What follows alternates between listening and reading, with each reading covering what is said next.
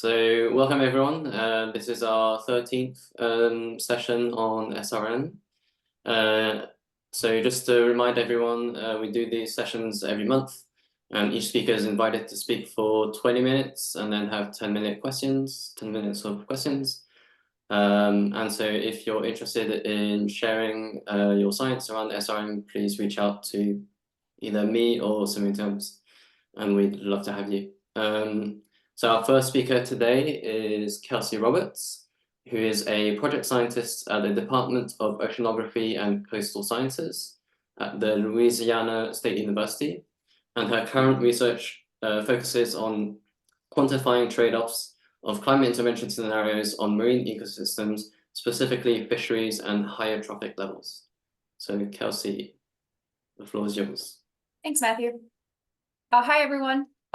Great to see some familiar faces. So I'm Kelsey. Thank you, Matthew, very much for the introduction and for the invite. So I am nearing the end of a big review paper on the potential impacts of SRM as well as marine carbon dioxide removal on marine ecosystems. So I'm going to kind of give an overview of that and introduce you to some other kind of projects that we have in the process and in the pipeline, and it's coming. We're really excited to be doing this impact work of SRM. So the title of my talk today, we're estimating marine ecosystem impacts of climate intervention. So before I kind of dive into this, I'm sure a lot of people here are familiar with what drives why biology is where it is in our environment. So these are the important climate drivers for marine ecosystems. So we have, this is results from CMIP 5 as well as CMIP 6. So the future is looking a little bleak.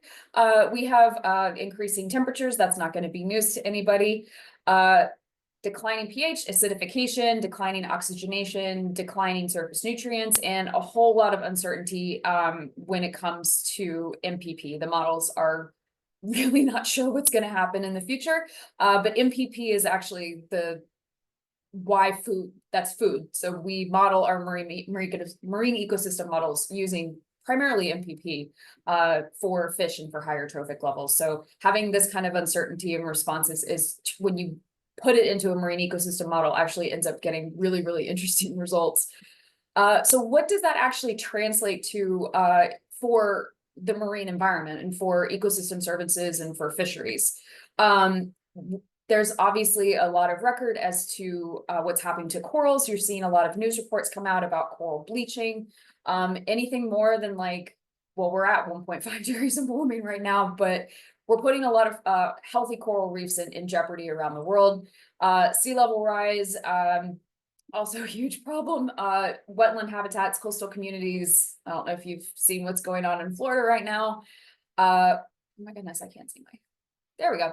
And we have algal blooms, potentially really problematic for a lot of coastal communities as well as coastal ecosystems, and disruptions to the food web, which is going to obviously threaten global food security. Fisheries are incredibly important for many jurisdictions around the world as their primary protein source. More acidic waters, I've kind of already covered that, and a huge problem for calcifying organisms, corals, clams, oysters, some stuff that we eat, again, really crucial for food security.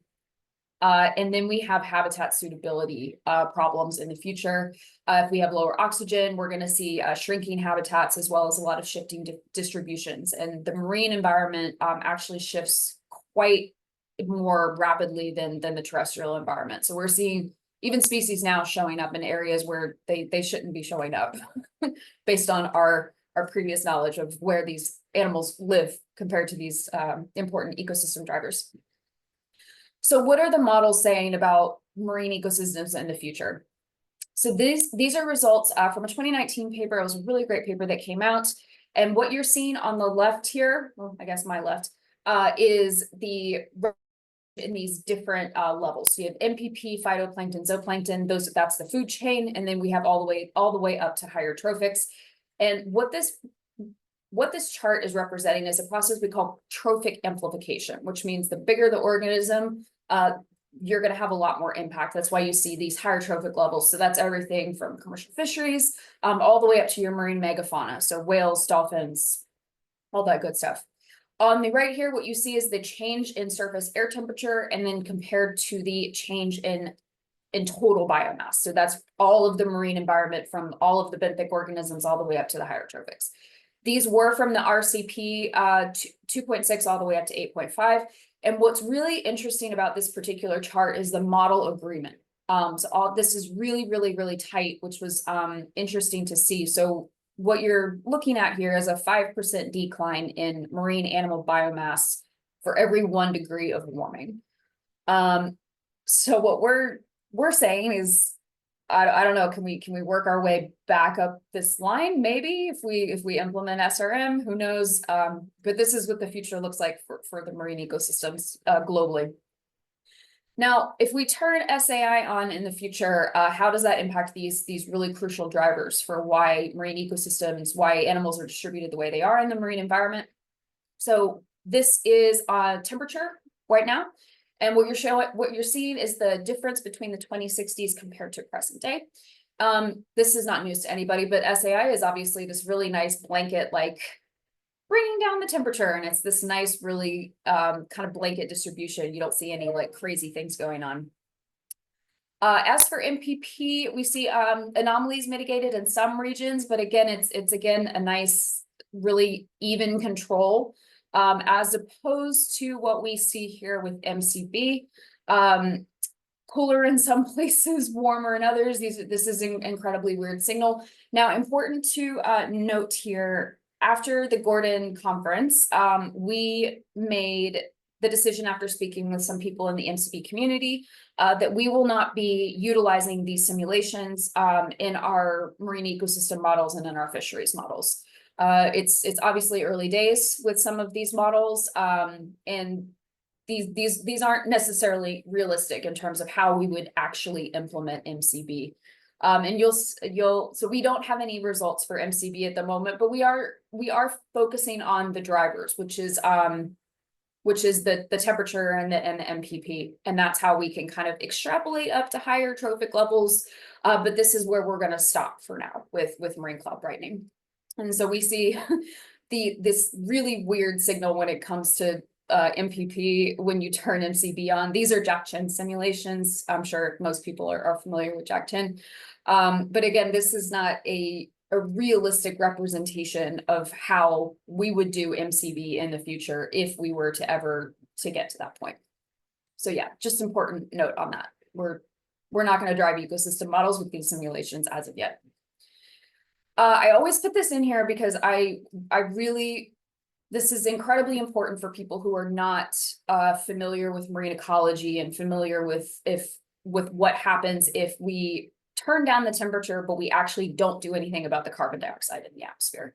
Because solar radiation modification does not do anything to mitigate ocean acidification. So you have this temperature control, you have no change associated with the pH in the marine environment. And that's going to create a huge issue. There's something called the aragonite saturation, which is a metric that we use primarily in cooler water environments, but it's a mineral that the calcifying organisms use to build their shells and to build their skeletons. So it's incredibly important that particular saturation state stays balanced. And if we turn down the temperature, but we don't do anything with the carbon dioxide, we have a cooler ocean, but we have a more acidic ocean.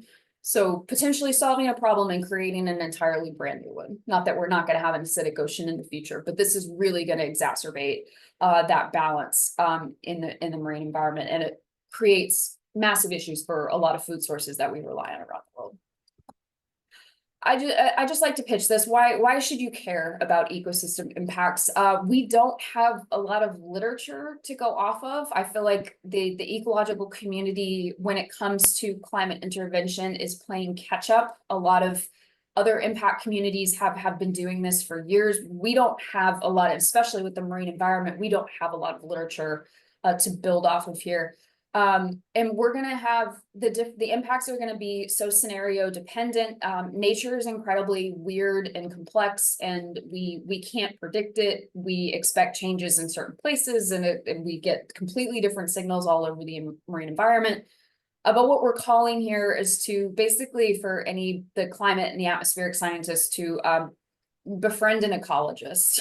If you haven't already, and calls for this increased collaboration between these two communities, and I'm very grateful for those atmospheric and climate scientists that have worked with me thus far. It's been great, and I have a lot of them on their review paper, willing or unwilling. And this is the overall the big question, so to speak, the big question. If we implement SRM or CDR, is it more or less beneficial for marine ecosystems than if we don't do anything at all?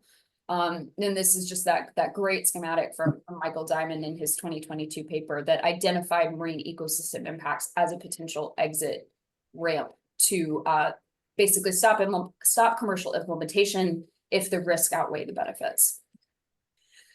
What we have right now is CDR in some capacity, and obviously that's going to start scaling up, is inevitable. It's already started. But do we implement SRM to avoid catastrophe? So these are just some things that we're getting into with the review paper that I'm hoping is going to get submitted sometime in my lifetime. That would be great.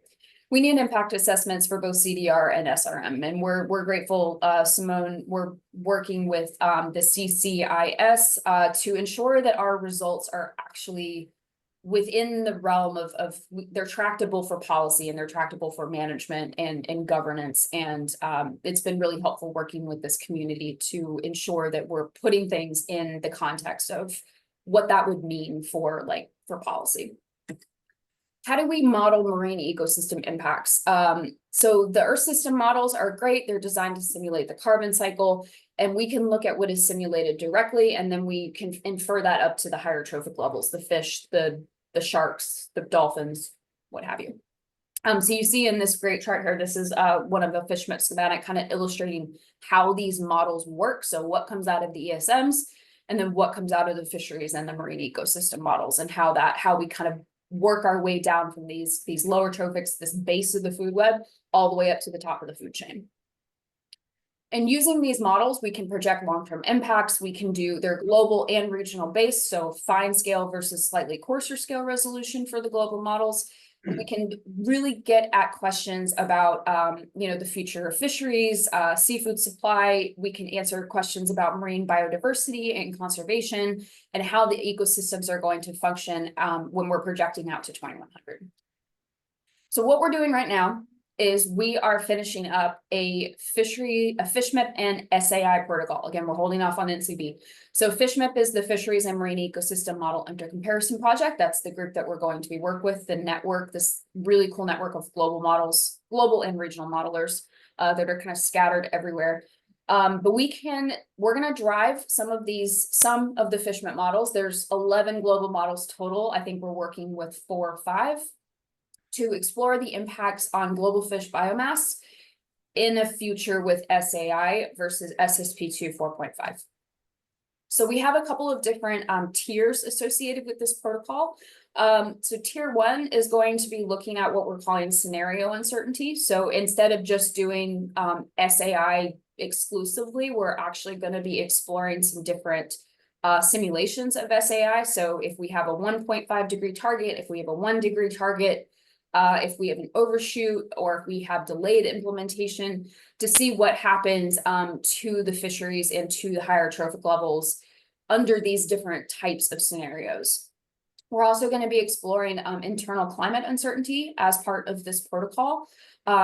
So what do we get with more than one ensemble member? So if we have 2 versus 3 versus 5, what is that when we get all the way down to the global fish biomass? What kind of different information are we getting about those different initial climate states that we wouldn't have gotten if we had only utilized one ensemble member? Fishing effort turned on versus turned off. This matters a lot. So the results in the next few slides do not include fishing. Fishing is the biggest pressure on the marine environment by far. And if you turn fishing on in a lot of these models, it's going to completely change the results. The reason why we started with no fishing and why we're only doing a select number of marine ecosystem models is because fishing is very hard to wrangle in a marine ecosystem model. You have to get the historical right.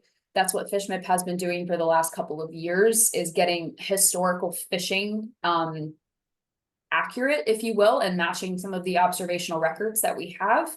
And then projecting it out into the future is another beast entirely. So this is the first model that we worked with. This is BOATS, which is a really cool name. This is a size spectrum model. It's a global model, very computationally efficient. You can run it on a laptop. And it resolves these different size groups as a function of net primary productivity and water temperature.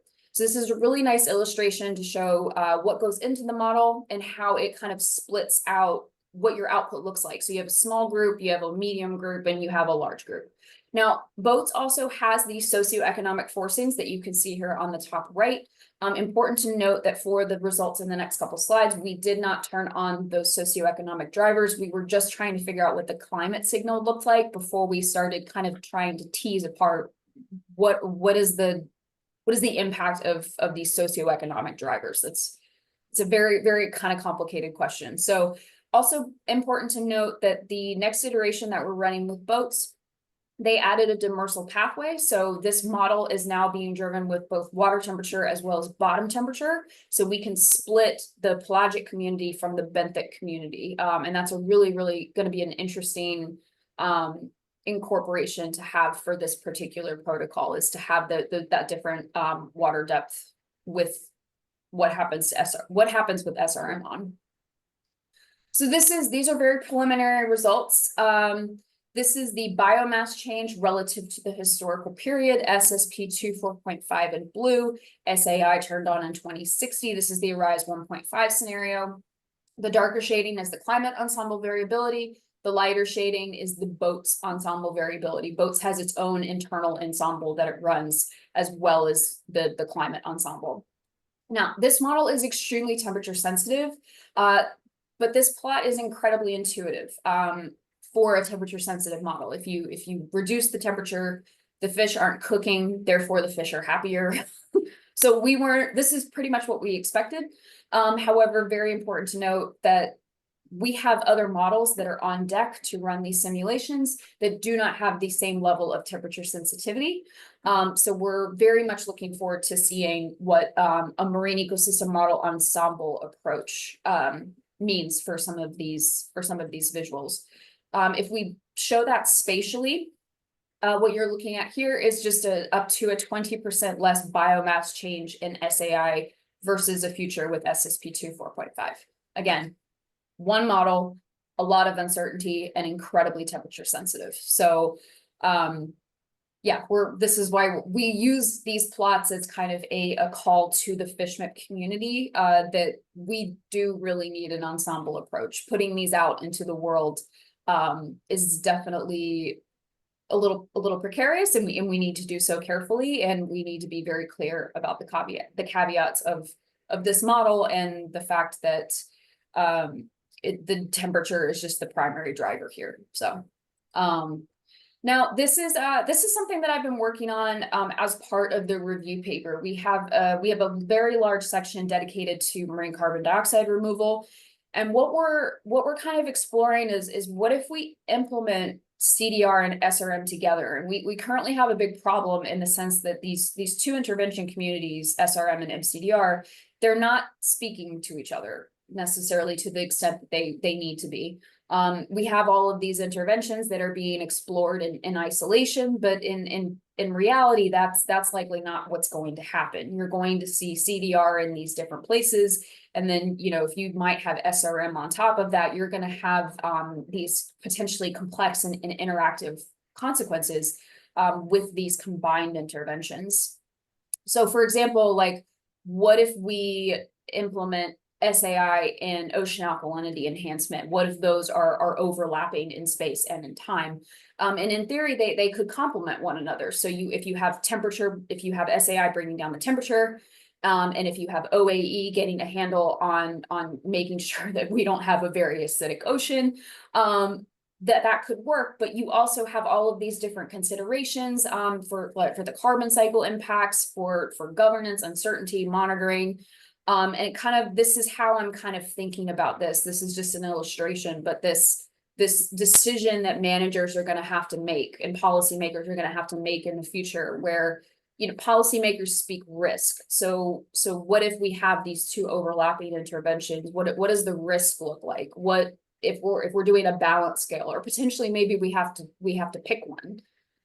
So I guess that's kind of like where my brain is going with the review paper, is exploring some of these considerations that we need to be outlining and research pathways forward for what's going to happen if we do these multiple interventions.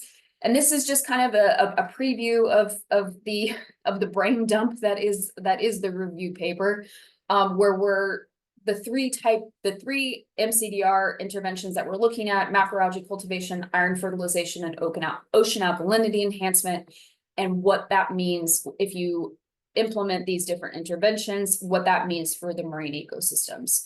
And I'll just go over just a couple of these here. If you grow macroalgae, that's like, so for example, growing kelp in the marine environment and then harvesting it and burying it in the deep ocean, you're going to have a very strong response of MPP, regardless of how you do that or where you do that. And that's naturally going to have disruptions of the food chain. If you're burying biomass, you need to be very particular about where you're doing that. It could smother benthic ecosystems if it's not done appropriately.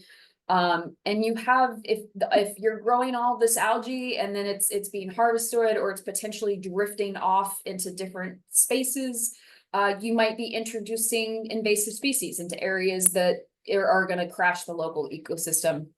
And then for OAE, which is another intervention, marine carbon dioxide removal intervention strategy currently being explored, depending on the source of alkalinity that's going into the marine environment, you're either going to create you're going to swing the phytoplankton community into a dominant diatom dominated or a coccolithophore dominated phytoplankton community structure, that's the base of the food web. You're going to see implications all the way up the food chain because of that. So yeah, I just kind of wanted to do a little pitch for this as this is incoming, hopefully very, very soon. And if anybody is interested in reviewing kind of the marine ecosystem impacts of different marine carbon dioxide removal strategies, you will probably get way more information than you wanted with this review paper, but we're very much looking forward to it. I'm hoping it's going to be a great resource for the ecological community as well as the SRM community. And that's all I have for you today. Thank you to my many co-authors and collaborators, some of which are on this call. And yeah, that's all I've got. Thank you all so much for the opportunity to speak with you guys today. I'm happy to share my research. Thank you, Kelsey, very much. That was super interesting. I think we already have a hand up and a question in the chat. If other people want to put up their hands, please feel free. So Mike, do you want to go first?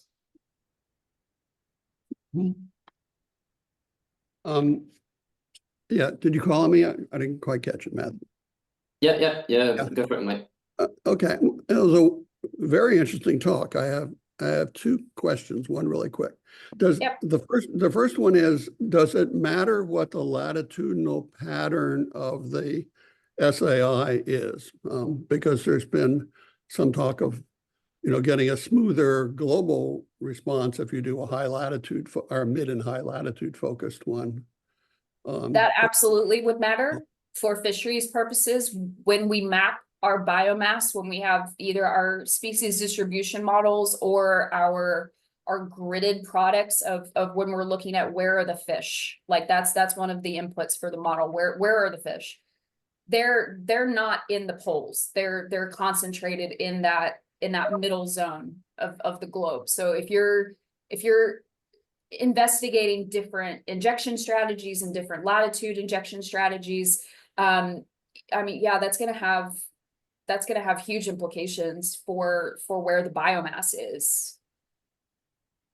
Yeah, it would be cool to model that. That would be a really interesting, like having a SAI simulation with different injection strategies. So does the model include, whales and other sort of It does. species?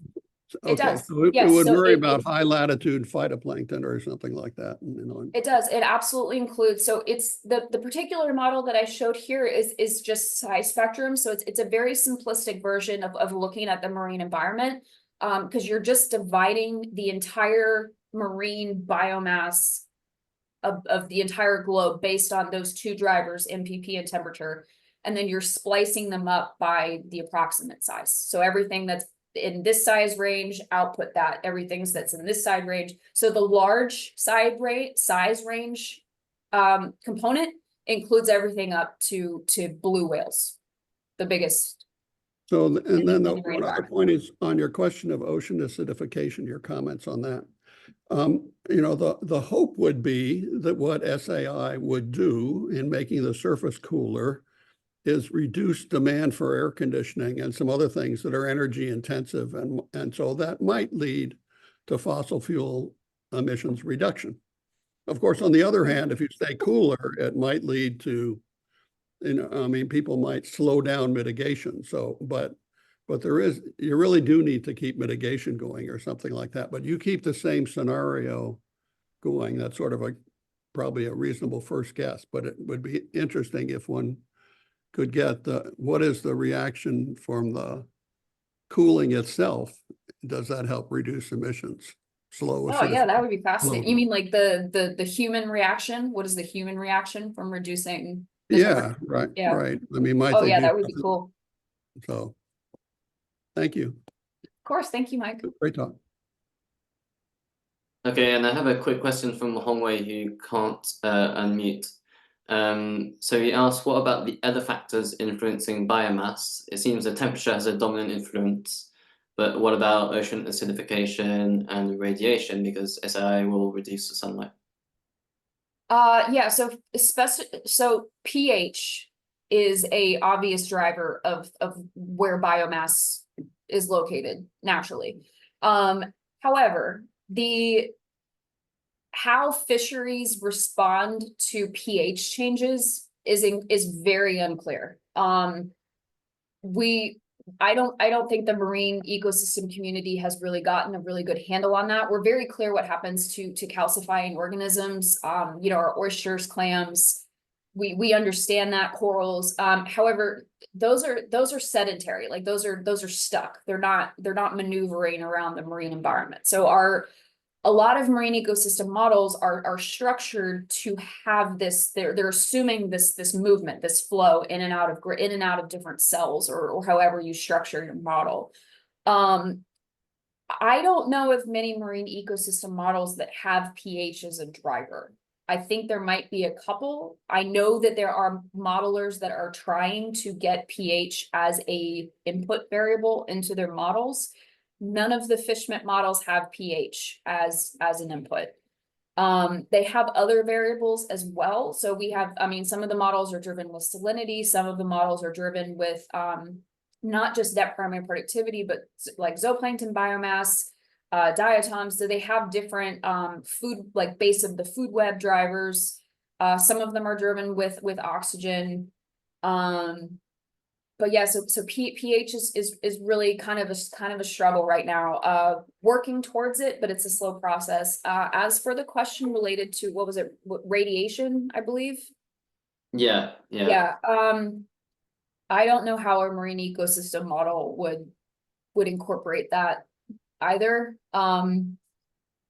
Yeah, we're kind of just working with what we've got at the moment.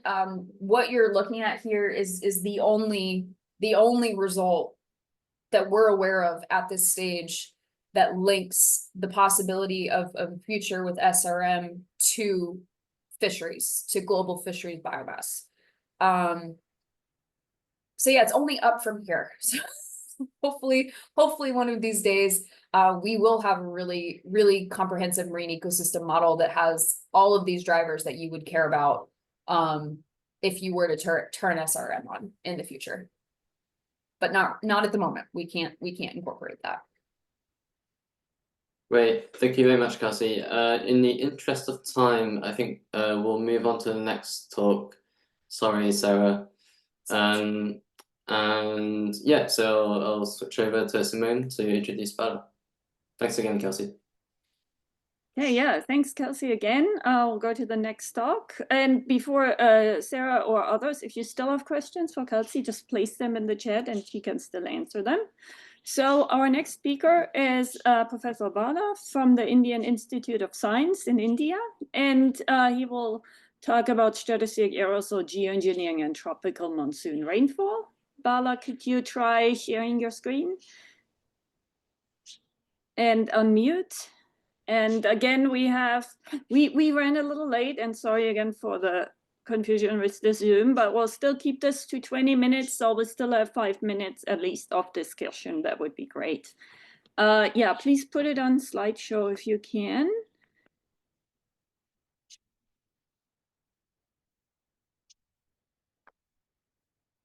Okay, and the floor is yours. Please unmute.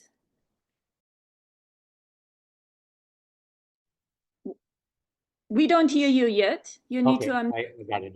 There we go. Thank you. Thank you. Thank you, Simone, for asking me to do this. Yeah, so in fact, actually, I gave this talk just 2 days back in the DMF monthly seminar. So it's pretty much the same one. I thought, just why not use this slides to reach wider audience.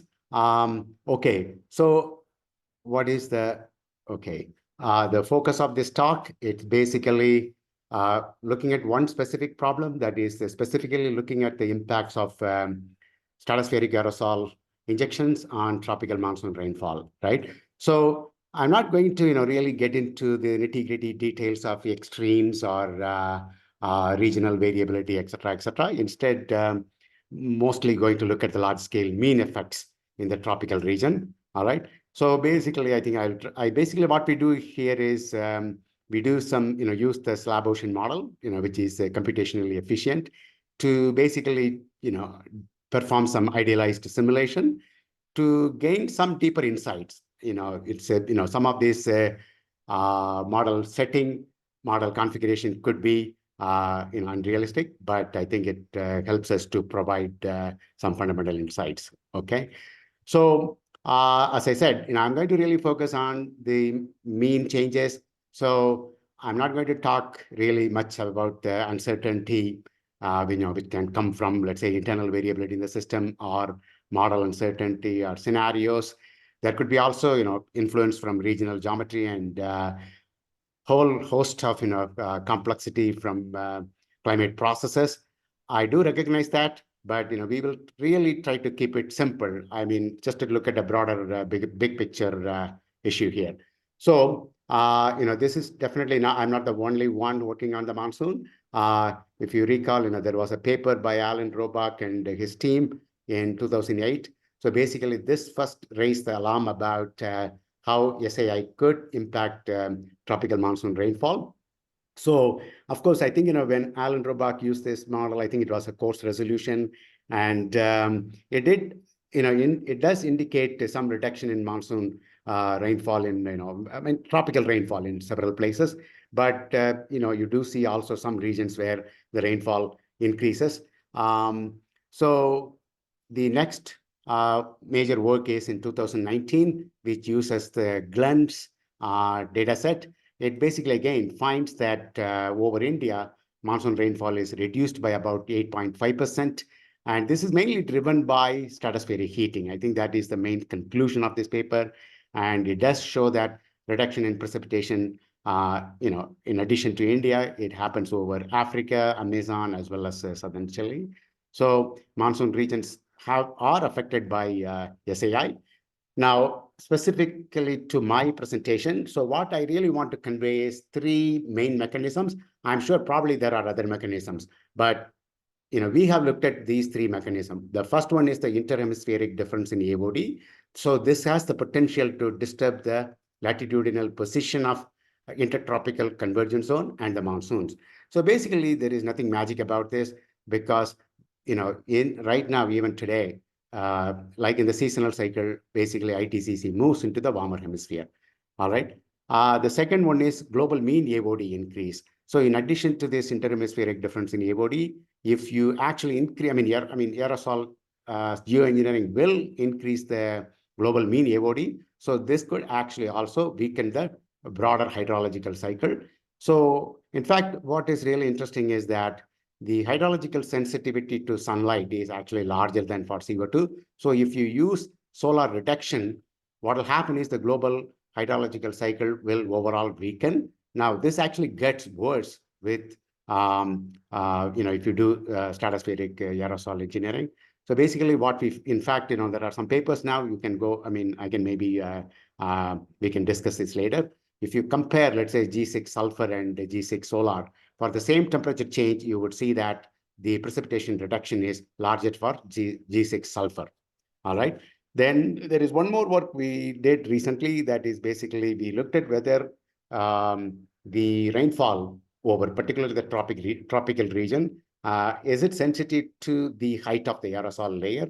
So here we gained some insights from this fact that sulfate aerosols, they do have some greenhouse effect, which means, if the particle size is larger, like volcanic size or bigger, they do actually absorb terrestrial IR radiation as well as near IR radiation. And this greenhouse effect could actually reduce the cooling efficacy for the same mass.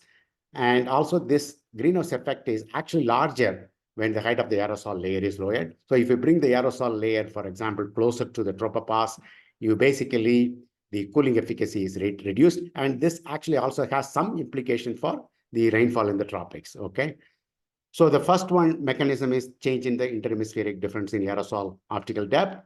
So here is the very simple schematic, highly exaggerated. What it shows is that if you put in a lot of aerosols in only one of the hemispheres, in this case, northern hemisphere, the ITCC is actually shifted to the south, and there is a reduction in rainfall in the northern hemisphere regions. So this is purely based on the energetic principles. Mainly the net result is that ITCC usually moves into the warmer hemisphere, all right? So if you put aerosols in the northern hemisphere, what's going to happen is the northern hemisphere monsoon rainfall will get reduced, all right?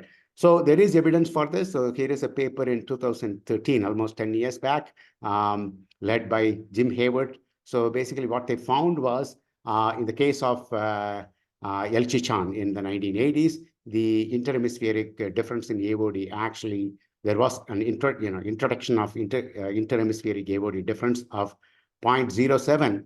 And this basically led to a major rainfall deficit in the African Sahel. Basically, the African monsoon region was affected by the northern hemisphere having more AOD than the southern hemisphere. And so what we actually did was, there were some simulations from the NCAR Modeling Center. So they basically did several simulations where, aerosols were injected only at one specific location or one specific latitude each time. So, so we used this data set. So the good thing about this data set was, the amount of aerosol injection was large. So the signal was very clear. So let's look at that. And the main result was that if the aerosol loading, basically the aerosol interhemispheric difference in aerosol optical depth increases by, let's say, 0.2, we get close to 20% reduction in mean monsoon rainfall, all right? So here is the aerosol distribution in 5 of that simulations. So basically aerosols were injected at either at the equator or 15 degrees north, 15 degrees south, or 30 degrees north and 30 degrees south. So you can see that in the case of, when the aerosols are injected at 30 degrees or 30 degrees north or south, the aerosol gradient between the two hemispheres actually increases the largest. And for the 15-degree case, you get about 0.2, and the gradient is virtually nil when aerosols are injected at the equator. So now let's look at what it does to the zonal mean rainfall. So you can see here the ITCC is basically disturbed, major disruption to the tropical circulation. So what you find is the red lines here, they indicate the southern hemisphere injection. So you can see in the case of southern hemisphere injection, the ITCC moves into the northern hemisphere, and there is a strong reduction in precipitation in the southern hemisphere. Vice versa, if the aerosols are injected in the northern hemisphere, you see that large reduction in rainfall in the northern hemisphere. All right. So we did actually specifically look at India, and what we found was the Indian summer monsoon rainfall, there was a reduction of almost 30% in the mean when the aerosols were injected at the 30 degrees north, and the reduction was almost 20% when the aerosols were injected at 15 degrees. So I think, anyway, this very clearly indicates that, the interhemispheric temperature difference or radiative forcing difference, or AOD, is a major controlling factor for the monsoon rainfall in the tropics. All right. So in fact, we then, of course, this is not new. We did actually have a paper in 2018, on Arctic geoengineering. So so the top right panel, you can see, you can see very clearly when you do Arctic geoengineering, where aerosols are basically in this simulation prescribed only in the Arctic stratosphere, we find major reduction in northern hemisphere tropical region rainfall, and an increase in the southern hemisphere tropical regions. Okay, and also this is independent of the forcing mechanism. In fact, we had a paper in 2015 in PNAS where, again, I highly idealized deforestation simulations. So you can see the top two panels, global deforestation as well as boreal deforestation. So you can see that when the forests in the boreal regions are removed, what happens is you basically increase the surface albedo. The surface albedo actually leads to large cooling in the northern hemisphere. That basically pushes the monsoon regions to the south, and the northern hemisphere, basically, monsoon regions receive less rainfall. All right. So this is so far we're kind of qualitative, but what we wanted to do was we wanted to really quantify this in terms of 0.1. If you increase the AOD gradient between the two hemispheres by 0.1, how much rainfall, what percentage of rainfall change one actually gets. So we did actually a bunch of simulations where, we basically did, you can see the top panel that shows the 5 different distributions of aerosols in the stratosphere. So we have this uniform distribution as well as the Arctic and Antarctic, where the aerosols are maximized at one of the poles. And in the case of tropical, aerosols are maximized in the tropical region, but minimized in the polar regions. And then you also have a polar case where aerosols are maximized at the polar regions, but minimized at the tropics. And, so, you can see the bottom panel, the global mean surface temperature changes are, given. So what we find is, they do have slight variations. These 5 different distributions give slightly differing global mean surface temperature change. But, let's not focus on that. Let's get into the tropical monsoon rainfall. So what we find is in the symmetric cases, for example, the top 3 panels, the uniform case, tropic and polar, there is a reduction as well as an increase in precipitation in the tropical regions, but it is very minimal. But if you look at the Arctic and Antarctic cases, you see very large,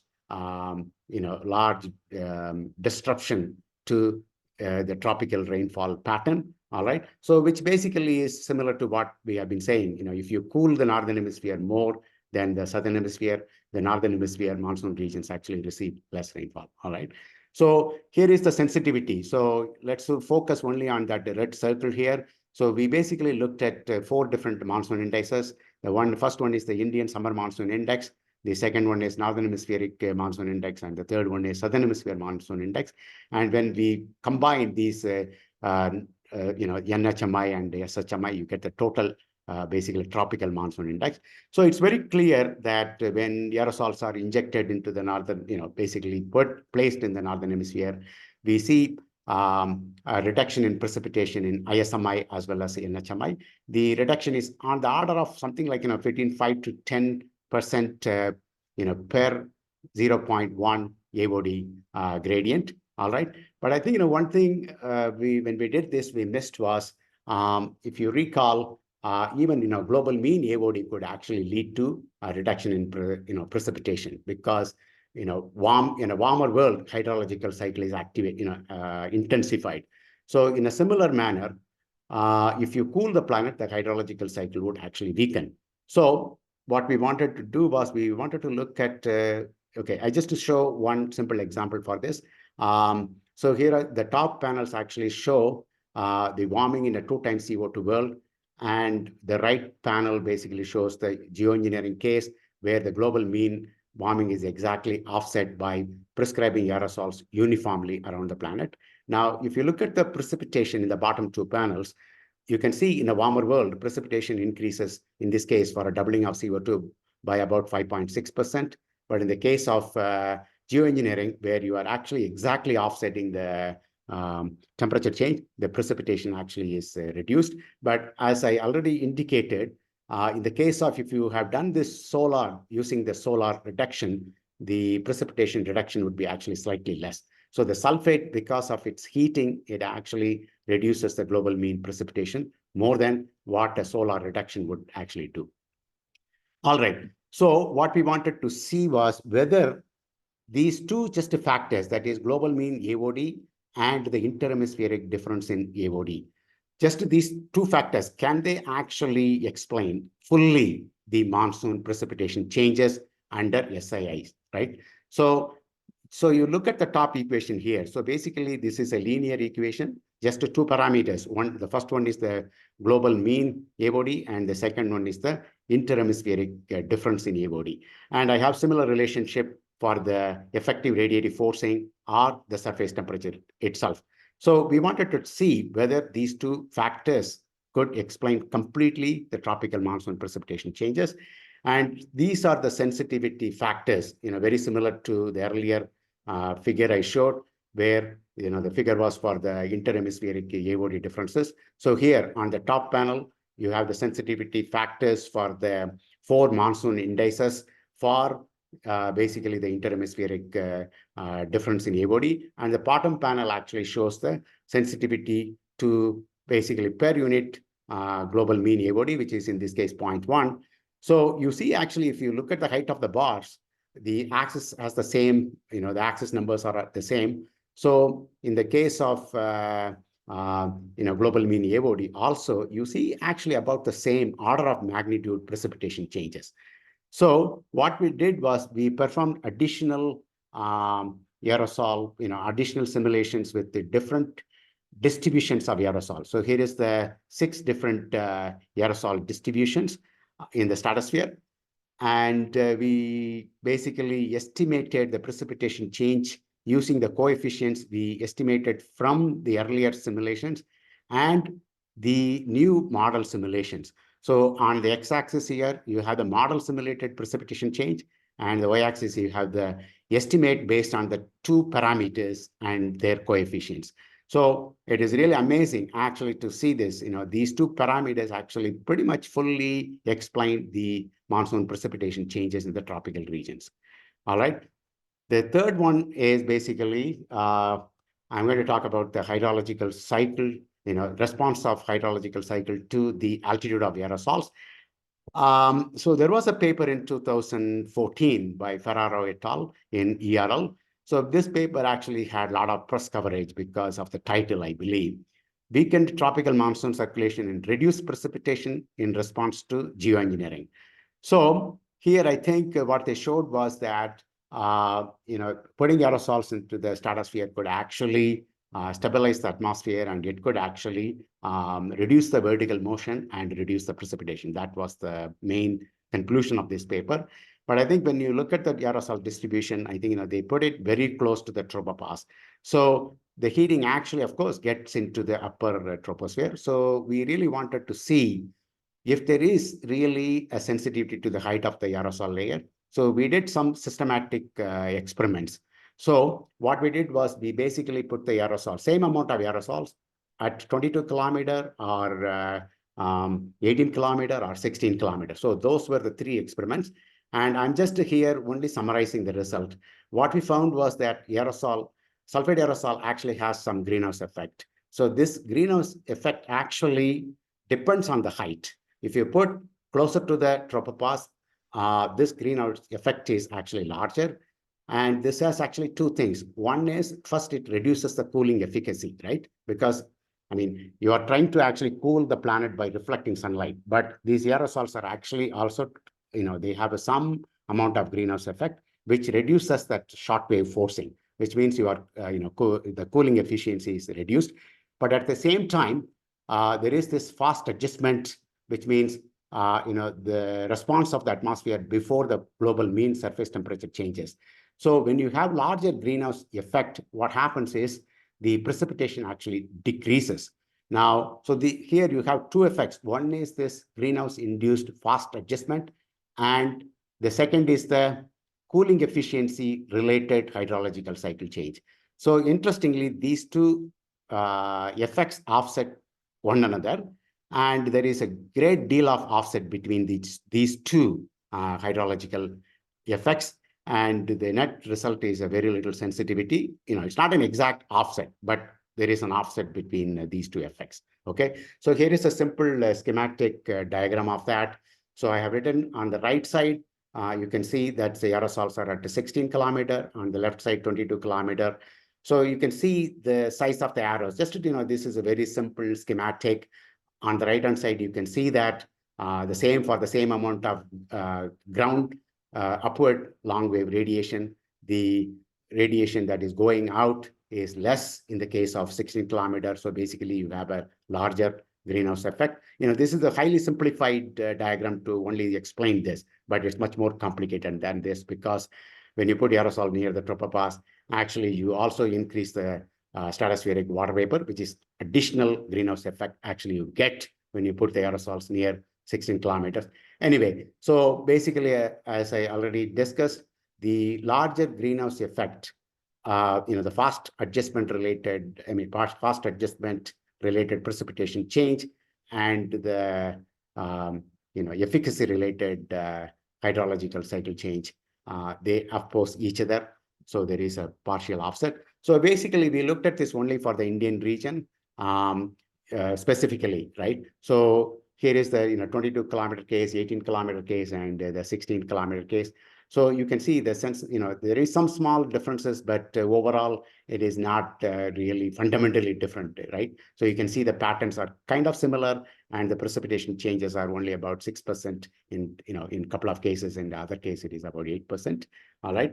So the bottom panel actually shows a case where we put actually more aerosols in the lower stratosphere, so that the cooling is the same as when you put the aerosols at 22 kilometer. So you do see actually something like 9% here, but when you have aerosols at 22 kilometer, we have about 8%. So the sensitivity is not that really much when you alter the height of the aerosol layer. That's what we find. But anyway, I just wanted to throw out this figure I got from a recent paper, McGraw et al.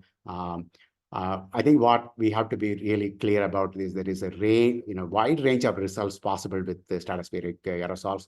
So the leftmost schematic shows the cooling that resulted during the Pinatubo, and now if you have super massive volcanic eruptions, this figure tells you that if the aerosols are all put into very, very tiny particles, in fact, you would get cooling. But if all the aerosol, very extreme case, if all the aerosol mass is actually put into larger particle size, in fact, in that case, the long wave effect could actually overwhelm the short wave effect, and you could actually have a heating of the planet, actually. All right.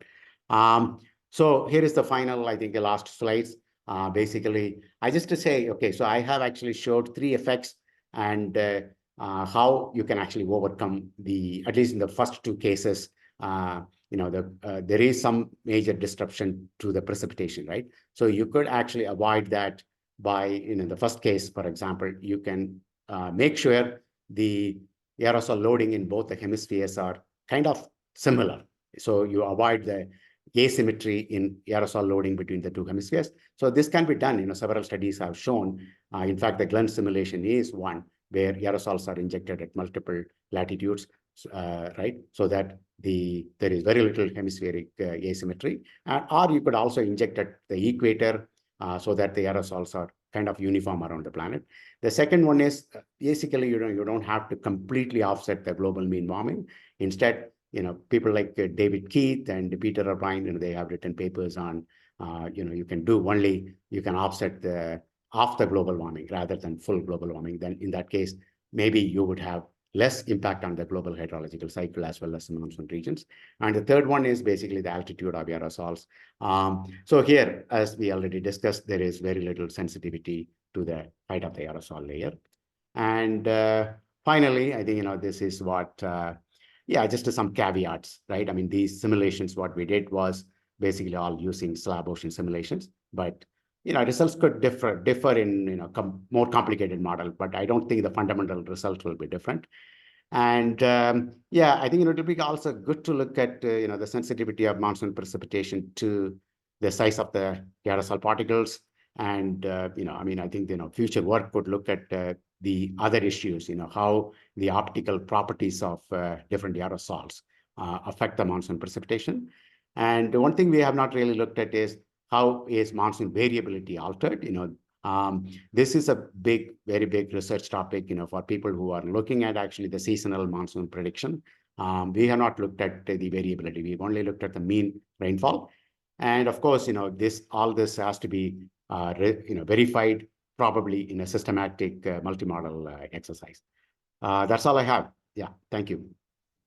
Thank you very much, Bala. And I think we are about now at the end of this, but since we started late, I would say we have 5 minutes of discussion and people can leave if they have to, but let's have a chance for some questions to Bala. So please put your questions either in the chat or raise your hand. And yeah, Mike, you're again up for the first question.